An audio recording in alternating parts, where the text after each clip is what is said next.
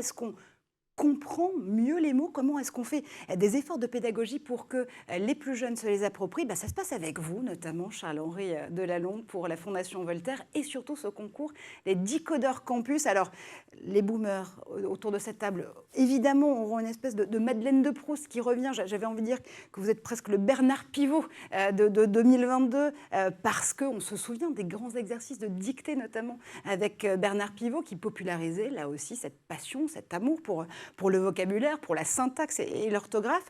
Aujourd'hui, les Decodeurs Campus, la 3e édition de la finale a eu lieu le 19 mai. 18 000 élèves inscrits au départ sur 5 continents. Et de 18 000 élèves, il n'en est resté que 70 finalistes, des collégiens et des lycéens. Absolument, c'est un concours que la Fondation Voltaire a lancé il y a 3 ans, donc c'était la 3e édition.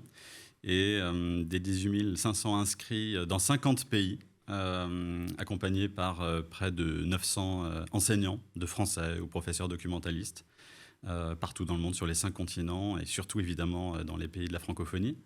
Il n'en restait que 70, 10 équipes qui se sont affrontées hier en direct, en multiplex, depuis leurs établissements, avec un jury qui était basé à Paris, voilà, pour les interroger et savoir qui seraient les lauréats de cette édition 2022. Et on les interroge comment? Je crois qu'ils peuvent se constituer par équipe, c'est du relais, si j'ose dire, d'orthographe et de vocabulaire. Effectivement, c'est un jeu collectif. C'est un jeu collectif qui a été imaginé d'abord comme un outil et une animation pédagogique pour les enseignants, donc au service des enseignants, puisqu'on parlait tout à l'heure des avant-postes, des mots, de l'évolution de la langue française, etc., telle qu'elle se pratique en France, mais telle qu'elle se pratique aussi sur les 5 continents. C'est une langue bien vivante.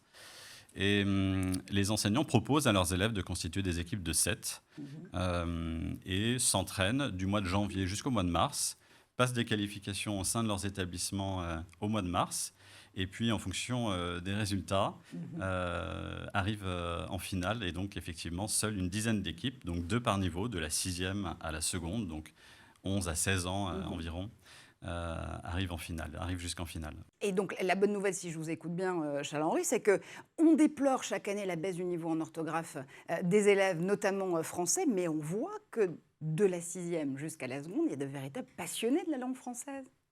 Oui, c'est un engagement parce qu'effectivement, les élèves sont invités à découvrir des nouveaux mots.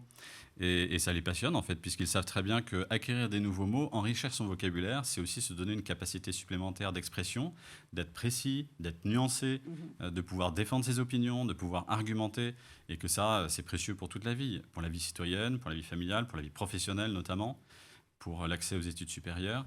Et donc, même s'ils ne sont pas déjà dans ces bénéfices et dans une logique d'employabilité, bien sûr, le fait de partir à l'aventure et de découvrir un nouveau continent de mots, ça les passionne. Et puis en plus, on est un concours francophone de vocabulaire, c'est-à-dire que non seulement il y a des mots qui sont familiers, plus ou moins, en tout cas d'usage courant dans la langue française, ce n'est pas un concours élitiste, c'est un concours qui se veut pratique et pour enrichir les mots de la langue d'usage.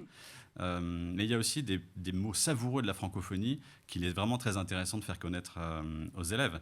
Est-ce que vous savez par exemple par exemple, il y a parfois des anglicismes qu'on utilise alors qu'il existe des mots magnifiques qui ont été, par exemple, inventés par nos cousins québécois, comme divulgacher à la place de spoiler. Absolument. Ça, c'est un de mes préférés. Ouais. Ou ambiancer, qu'on utilise aussi en Afrique.